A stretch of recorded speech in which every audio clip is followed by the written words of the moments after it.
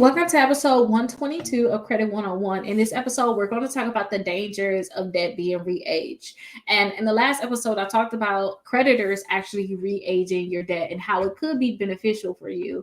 And all it is you're asking a creditor to re-age your debt so that now they're going to start treating your regular payments. If you 5 payments behind, your payment that you're going to make, they're going to treat that as you being on time and current. They're going to forget about those other 5 missed payments that you made. And this can be beneficial. And like I said, too, sometimes they're going to ask for a payment or two to be able to do this, to be able to say, if you're behind 5, they will say, hey, just make one extra payment. They will consider your next ones as current.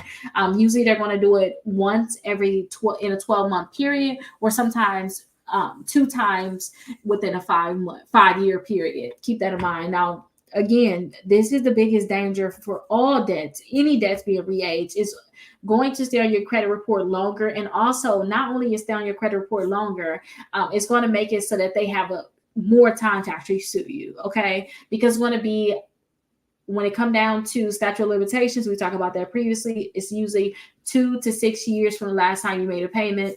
So now if you guys are asking them to re-age your debt, now they have, say if you were 5 payments behind, now they have more time because you're going to make a new payment on your account, or you agreed to make a payment on your account. Now you re-aged it. Now the biggest danger when it comes down to this too is with these collection companies, because they re-age debt no matter what. You don't have to ask them.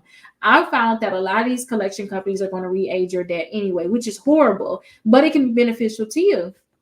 So if you guys have a collection on your credit report, definitely check to see when is the last date activity on that account. Remember, the last date activity should be the last time you made a payment on that account, or the first day that you became delinquent. Okay, so definitely look and see, okay, the last time I made a payment on this account was in 2020.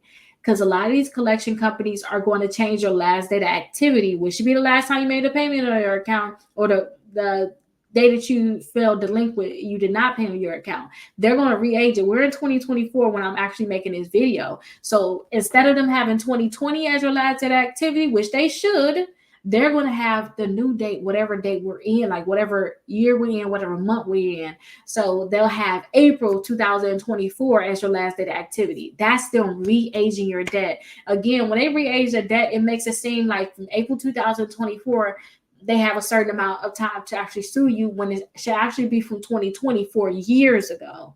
Okay, so they're going to naturally re-age your debt, which is bad, because now the debt can stay on your credit reports from 7.5 years from 2024 instead of the 2020 date. So that's the dangers of having re-aged debt. And if you guys see that a collection company re-aged your debt, then I would say get on that. Let them know that they re-aged it. They need to delete it from your credit reports.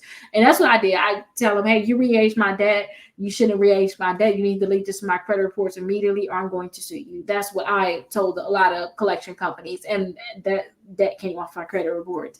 Re-aging is very huge, but they don't think that we know about these different things, because we don't. Honestly, we don't.